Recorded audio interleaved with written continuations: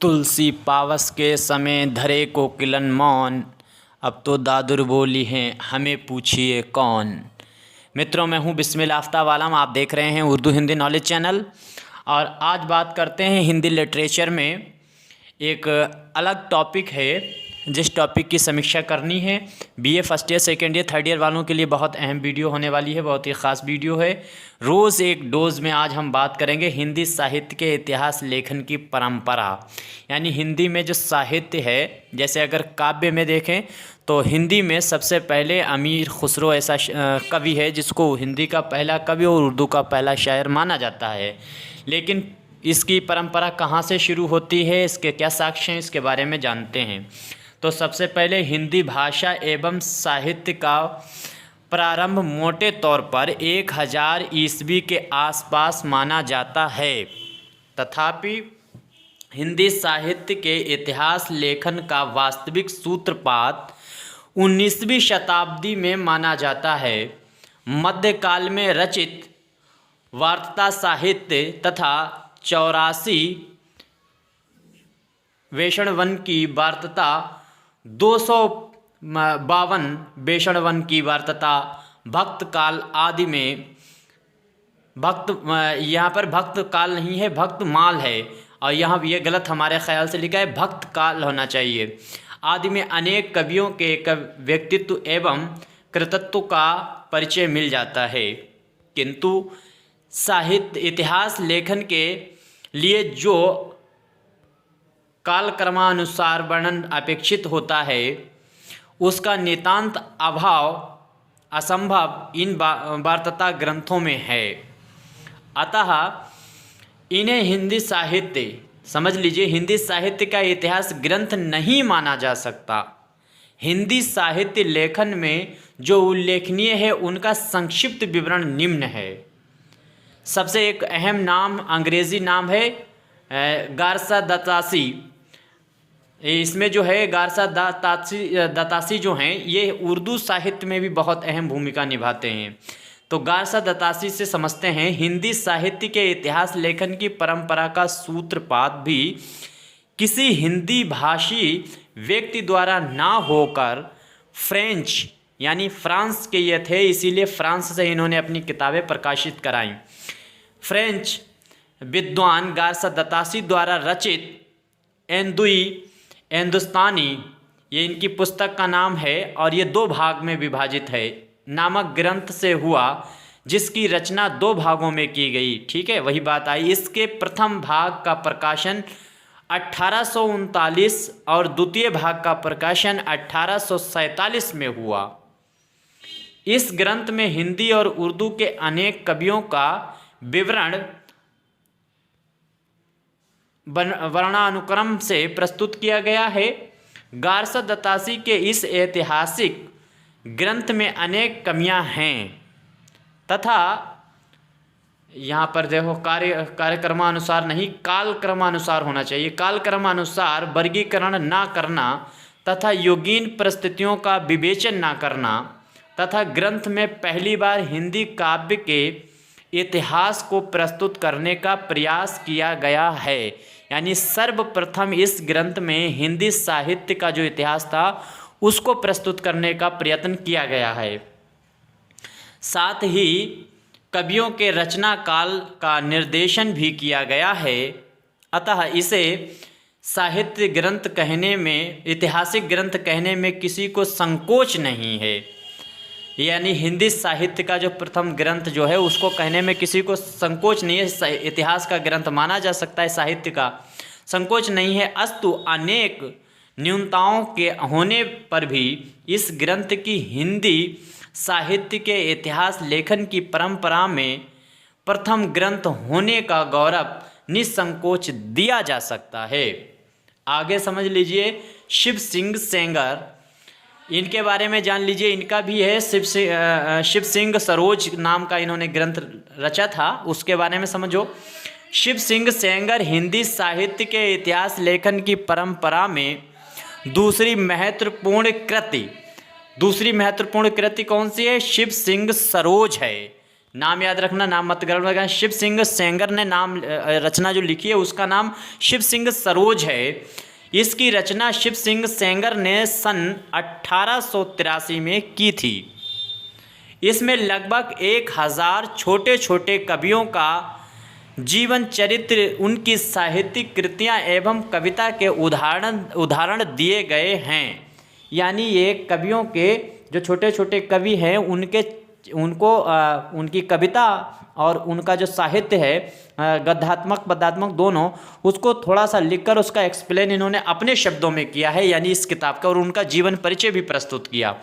इससे पहले भी ये काम होता था और दूसरी भाषा में हुआ करता था।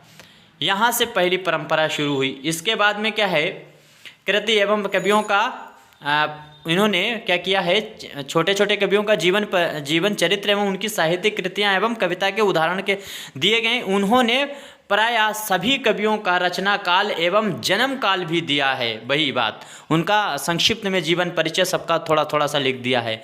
अभी इस पे बात करेंगे। यद्यपि आज इनमें से अधिकांश अविस्मरणीय हैं।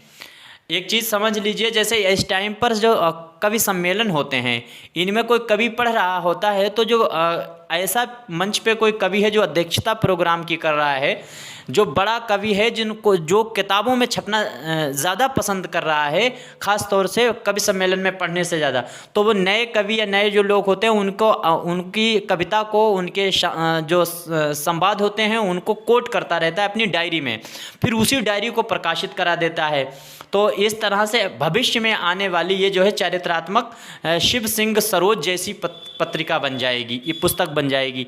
बस सेम यही चीज़ को आप प्राचीन में रख लीजिए। जो मौखिक कवि थे या जो कविताएं कहते थे, जो लोक कथाएं कहते थे, इस तरह की जो रचनाएं करते थे साहित्य में, गद्य में और पद्य में, उनको उस टाइम के जो बड़े कवि थे, जो दूसरी भाषा के, प्राकृत, संस्कृत या उर्दू, ऐसे दूसरी भाषा के कवि थे, वो कोट कर लेते थे। वो उसी का एक ये साहित्यकार हैं उस टाइम के, शिव सिंह सेंगर। तो आगे देखिए इन्होंने क्या करा, इतिहास लेखन के लिए इस तटस्थता, परिप्रेक्षण एवं वर्गीकरण की अपेक्षा क्षमता की अपेक्षा की जाती है। इनका नितांत अभाव इस ग्रंथकार में दिखाई पड़ता है। अनेक त्रुटियों से युक्त होने पर भी शिव सिंह सरोज में तत्कालीन समय तथा उपलब्ध हिंदी कविता संबंधी जानकारी को एक स्थान पर एकत्र करने का सराहनीय प्रयास किया है। परवर्ती, यानी परवर्ती जो कौन है, परवर्ती वो साहित्य इतिहासकार जो पर्वत पे रहते हैं, इस ग्रंथ में दी गई सामग्री का उपयोग करते हुए अनेक ऐतिहासिक ग्रंथों की रचना की है। इस प्रकार विशाल ग्रंथ की उपादेयता आज भी है। हिंदी का जो साहित्य का इतिहास है, लिखने वालों पर मैं बात कर चुका हूँ। अब इसके बाद में एक अगला नाम है सर जॉर्ज ग्रियर्सन। ये भी इन्होंने बहुत भूमिका निभाई है हिंदी साहित्य का इतिहास लिखने में। इनका नाम समझिए, ग्रियर्सन जो हैं, जॉर्ज ग्रियर्सन ने क्या किया था 1888 में। 1888 ये वही सन है जब अबुल कलाम आज़ाद पैदा हुए। मौलाना अबुल कलाम आज़ाद जो हिंदुस्तान के स्वतंत्रता के बाद में पहले शिक्षा मंत्री बने, और इनकी मृत्यु जो है 1958 में हुई। तो 1888 याद रखना, 1888 में the modern vernacular literature of Hindustan नामक ग्रंथ का प्रकाशन एशियाई सोसाइटी ऑफ बंगाल की पत्रिका के विशेषांक के रूप में करवाया गया। अनेक विद्वानों ने, यानी इनकी जो किताब रही है द मॉडर्न, इसमें क्या किया गया है कि इस किताब में इस किताब को बहुत से अनेक जो हिंदुस्तानी विद्वान बाद में हुए हैं, उन्होंने क्या कहा, अनेक विद्वानों ने, जैसे जिसमें डॉक्टर किशोरी लाल गुप्त प्रमुख हैं, इस ग्रंथ को ही सही अर्थों में हिंदी साहित्य का प्रथम इतिहास माना है। यानी हिंदी साहित्य का प्रथम इतिहास किसको माना गया है? The modern vernacular literature of Hindustan, ये बुक जो लिखी हुई है ग्रियर्सन की, उसको माना है। इस इतिहास ग्रंथ में पहली बार कवियों और लेखन को कालक्रम से वर्गीकृत किया गया है, साथ ही उनकी प्रवृत्तियों पर भी प्रकाश डाला गया है।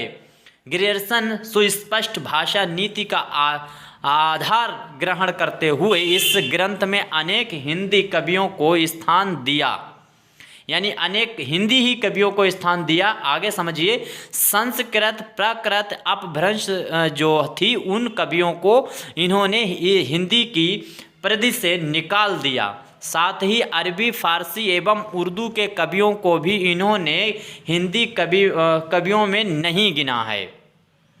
उनका योगदान इस बात में है कि उन्होंने परवर्ती इतिहासकारों के लिए हिंदी कवियों को चुनने का मार्ग प्रशस्त कर दिया है। हिंदी कवियों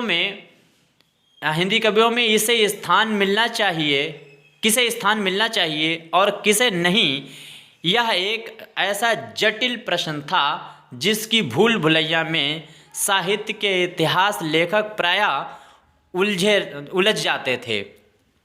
तो इस तरह से आज 3 जो हिंदी के साहित्य के इतिहास लिखने वाले लेखक थे उन पे संक्षिप्त में मैंने बात की है। उम्मीद करता हूँ समझ में आया होगा। अगर आता है इसके बारे में लिखने के लिए तो आराम से लिख सकते हैं। तीनों को नाम, उनकी बुक का नाम आपको याद रखना होगा। ठीक है, अब अगले टॉपिक पे बात करेंगे। तब तक के लिए धन्यवाद।